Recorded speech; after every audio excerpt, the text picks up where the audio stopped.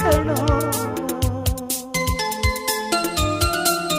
ಸುಖವಾದ ಭಾಷೆಯ ಕಲಿಸೋ, ಸರಿಯಾದ ದಾರಿಗೆ ನಡೆಸೋ ಸಂಸ್ಕೃತಿಯೇ ಗುರು ಕಣೋ. ಮರೆತಾಗ ಜೀವನ ಪಾಠ ಕೊಡುತ್ತಾನೆ ಚಾಟಿಯ ಏಟ. ಕಾಲಾಕ್ಷಣಿಕ ಕಣೋ.